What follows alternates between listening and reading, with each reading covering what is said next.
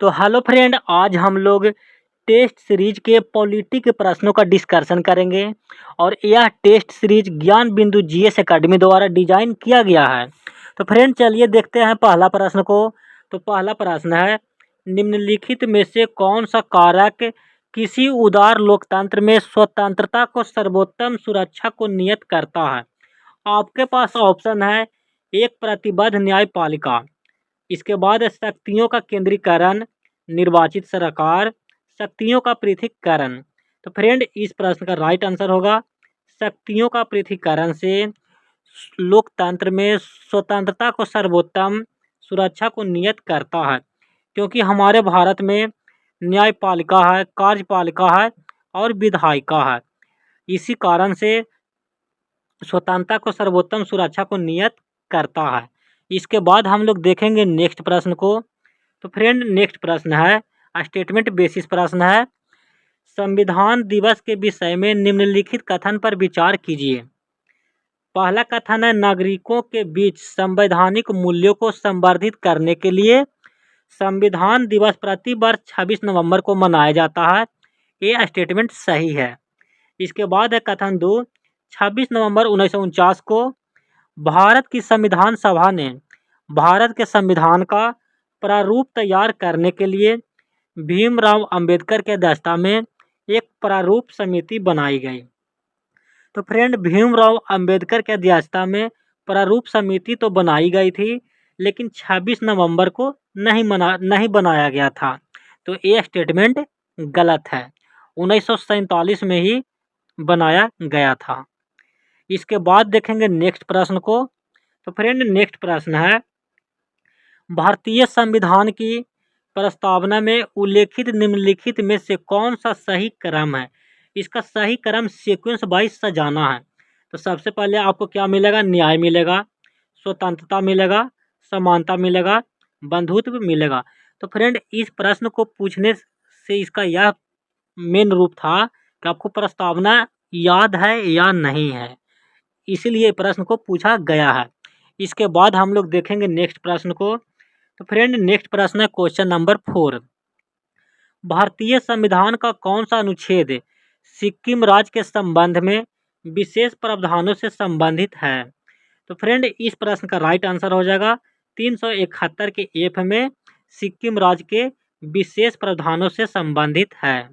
इसके बाद देखेंगे क्वेश्चन नंबर 5 को। फ्रेंड क्वेश्चन नंबर 5 है, निम्नलिखित में से किस व्यक्ति ने मूल अधिकारों को हमारे लोगों के लिए एक प्रतिज्ञा तथा सब विश्व के साथ किया गया समझौता कहा था?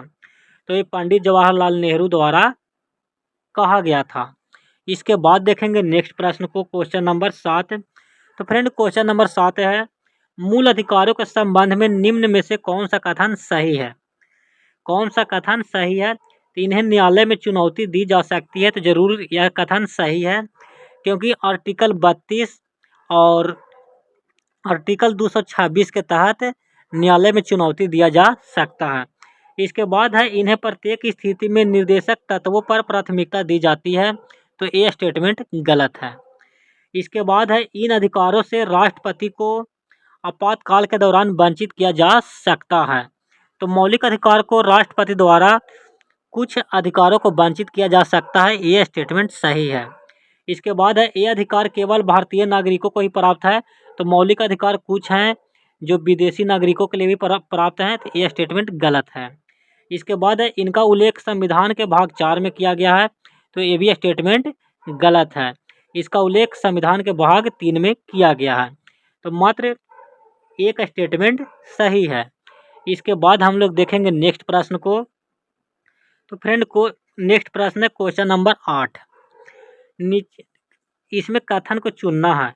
तो कथन में क्या कहा गया है? संविधान संघ की कार्यपालिका शक्ति भारत के राष्ट्रपति में निहित करता है। तो ये स्टेटमेंट सही है। इसके बाद भारत का राष्ट्रपति राज्य का संवैधानिक प्रमुख होता है।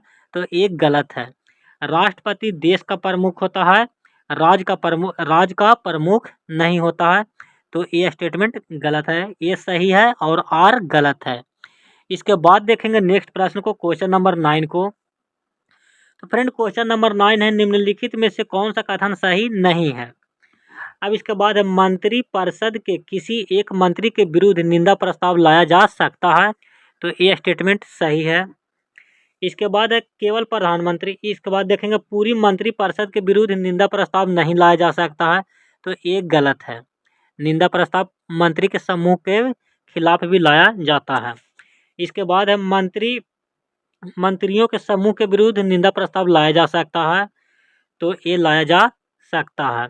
क्या कारण निम्नलिखित कौन सा कथन सही नहीं है, गलत कथन को चुनना, तो ये सही है। तो फ्रेंड पूरी मंत्री परिषद के विरुद्ध निंदा प्रस्ताव नहीं लाया जा सकता है, तो ये कथन गलत है। इसके बाद फ्रेंड अगर बात किया जाए निंदा प्रस्ताव, तो निंदा प्रस्ताव और अविश्वास प्रस्ताव ये दोनों अलग है। निंदा प्रस्ताव और अविश्वास प्रस्ताव दोनों अलग है। एक बार की बात है 2019 में क्या किया था कि बीजेपी पार्टी वाले ने महात्मा गांधी को अपमान किया था, इसके विरुद्ध में निंदा प्रस्ताव को लाया गया था। इसके बाद फ्रेंड नेक्स्ट प्रश्न को देखेंगे। तो नेक्स्ट प्रश्न है, संसद के दोनों सदनों के संयुक्त अधिवेशन आयोजित होते हैं। भारत के राष्ट्रपति के निर्वाचन के लिए ये गलत है। भारत के उपराष्ट्रपति के निर्वाचन के लिए ये भी गलत है। संविधान में संशोधन से संबंधित विधेयक पारित करने के लिए ये भी गलत है। एक ऐसे विधेयक पर विचार करने और उससे पारित करने के लिए जिस पर दोनों सदनों में मतभेद होता है, तभी संयुक्त अधिवेशन राष्ट्रपति द्वारा बुलाया जाता है। इसके बाद फ्रेंड हम लोग देखेंगे नेक्स्ट प्रश्न को। फ्रेंड नेक्स्ट प्रश्न है, उच्चतम न्यायालय के न्यायाधीश के रूप में किसे नियुक्त किया जा सकता है। फर्स्ट स्टेटमेंट है, किसी अधिवक्ता को जिसने किसी न्यायालय में कम से कम 10 वर्ष तक विधि व्यवसाय किया हो, इसे रोकते हैं अभी। इसके बाद है किसी उच्च न्यायालय के न्यायाधीश जो कम से कम 3 वर्ष तक न्यायाधीश रहा हो। इसके बाद है भारत के राष्ट्रपति की राय में प्रांगत विधि वेता हो। ये स्टेटमेंट अधिक स्ट्रॉन्ग है, तो इसलिए इसका सी आंसर ही सही होगा। इसके बाद देखेंगे नेक्स्ट प्रश्न को। तो फ्रेंड नेक्स्ट प्रश्न है, राज्य विधानसभा के अध्यक्ष की शक्ति के संदर्भ में निम्नलिखित में से कौन सा कथन सही नहीं है, यानी गलत कथन को हमें चुनना है। यह सदन की व्यवस्था और मर्यादा को बनाए रखता है, यह स्टेटमेंट सही है। वह एक साधारण विधेयक को लेकर दोनों सदनों के बीच गतिरोध को हल करने के लिए विधानसभा और विधान परिषद के संयुक्त सत्र को आहन कर सकता है, तो ये स्टेटमेंट गलत है। ये स्टेटमेंट विधानसभा को अधिकार नहीं दिया गया है, ये सिर्फ लोकसभा और राज्यसभा को अधिकार दिया गया है, तो ये स्टेटमेंट गलत है।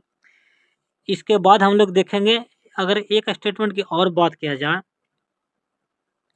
तो वह कोरम के अभाव में विधानसभा को रद्द कर सकता है या बैठक को स्थगित कर सकता है। देखिए विधानसभा को रद्द नहीं कर सकता या दिया हुआ है, दोनों में से कोई एक सही होना चाहिए। बैठक को स्थगित कर सकता है, बैठक को स्थगित कुछ देर के लिए रोक सकता है, या विधानसभा के अध्यक्ष का शक्ति दिया गया है। वह तय करता है कि कोई विधेयक धन विधेयक है या नहीं, तो विधानसभा के अध्यक्ष है जैसे तय करता है, तो ये भी स्टेटमेंट सही है। ये भी स्टेटमेंट इसके कारण ये सही हो रहा है, लेकिन ये स्टेटमेंट गलत है। इसके बाद देखेंगे नेक्स्ट प्रश्न को। तो फ्रेंड नेक्स्ट प्रश्न है, पंचायत उपबंध अनुसूचित क्षेत्र पर विस्तार अधिनियम 1996 में क्या अधिकार दिया गया है। तो इसमें यह अधिकार दिया गया है कि आम संसाधनों पर स्थानीय जनजाति समुदाय को अधिक अधिकार देता है, यह स्टेटमेंट सही है। इसके बाद फ्रेंड क्वेश्चन नंबर नेक्स्ट देखेंगे। तो नेक्स्ट प्रश्न है लोकसभा एवं विधानसभा में सीटों के आरक्षण से संबंधित निम्नलिखित कथन को पढ़िए तथा सही विकल्प को चुनिए। तो लोकसभा की 543 निर्वाचित सीटों में 84 सीट अनुसूचित जनजाति की है, ये सही है। 44 सीट अनुसूचित जनजाति के लिए है। लोकसभा की 543 निर्वाचित सीटों में 84 सीट अनुसूचित जाति की है और 44 सीट अनुसूचित जनजाति की है, तो ये स्टेटमेंट तो सही है, लेकिन एक गलत है। 44 नहीं, इसमें 47 है, तो इसके कारण तो ये स्टेटमेंट गलत हो गया। इसके बाद फ्रेंड दूसरा स्टेटमेंट है, किसी निर्वाचन क्षेत्र को आरक्षित करने का निर्णय परिसीमन आयोग द्वारा लिया जाता है। तो ये स्टेटमेंट सही है। इसके बाद है, परिसीमन आयोग की नियुक्ति लोकसभा के स्पीकर द्वारा किया जाता है। तो ये स्टेटमेंट गलत है। चुनाव आयोग के कहने पर राष्ट्रपति नियुक्त करते हैं परिसीमन आयोग के अध्यक्ष को। तो 2 नंबर स्टेटमेंट सही है। इसके बाद देखेंगे हम लोग नेक्स्ट प्रश्न को। तो फ्रेंड नेक्स्ट प्रश्न है क्वेश्चन नंबर 15। जीवाणु कोशिका के कोशिका आवरण में पाई जाने वाली सबसे बाहरी परत क्या कहलाती है? यानी जीवाणु कोशिका के आवरण में पाई जाने वाली सबसे बाहरी परत क्या कहलाती है? तो सबसे बाहरी परत ग्लाइकोकैलिक्स कहलाता है, क्योंकि ग्लाइकोकैलिक्स का यह काम होता है कि वह चिपचिपा बनाए रखता है, चिपचिपा बनाए रखता है। इसमें क्या होता है, ग्लाइकोकैलिक्स में ही कोशिका झिल्ली भी होती है और कोशिका भित्ति भी होता है। इसके कारण से कोशिका का आवरण में पाई जाने वाली सबसे बाहरी परत कहलाती है। इसके बाद देखेंगे नेक्स्ट प्रश्न को, क्वेश्चन नंबर 16। तो फ्रेंड क्वेश्चन नंबर 16 है, निम्नलिखित में से कौन सी पुष्पी और बीज यानी पुष्प और बीज धारण करने वाला पौधा अर्थात फाइनेरोगैम पुष्पी द्विभाद्र है? फ्रेंड अगर बात किया जाए पुष्प और बीज दोनों धारण करने वाला, अगर एग्जाम्पल से आप लोग समझिएगा तो समझ जाइए सूरजमुखी। सूरजमुखी क्या है, फूल भी देता है और बीज भी देता है। अगर वही बात किया जाए तो तुलसी, तुलसी में भी फूल होता है और बीज को देता है। तो ऐसे को क्या बोला जाता है? तो जिम्नोस्पर्म बोला जाता है। इसके बाद हम लोग देखेंगे नेक्स्ट प्रश्न को। तो फ्रेंड नेक्स्ट प्रश्न क्वेश्चन नंबर 17 है। क्वेश्चन नंबर 17 सही कथन का चयन कीजिए। बैक्टीरिया में सूत्रकणिकाएं और केंद्रक पाए जाते हैं। सही कथन को चुनना है। पशु कोशिका में राइबोसोम, माइटोकॉन्ड्रिया और लाइसोसोम पाया जाता है। तो ये स्टेटमेंट सही है। इसके बाद फ्रेंड हम लोग देखेंगे क्वेश्चन नंबर नेक्स्ट देखेंगे। तो क्वेश्चन नंबर नेक्स्ट है 18 नंबर, निम्नलिखित में से कौन सा हार्मोन अग्न्याशय के लैंगरहैंस के आइलेट की बीटा सेल द्वारा स्रावित होता है?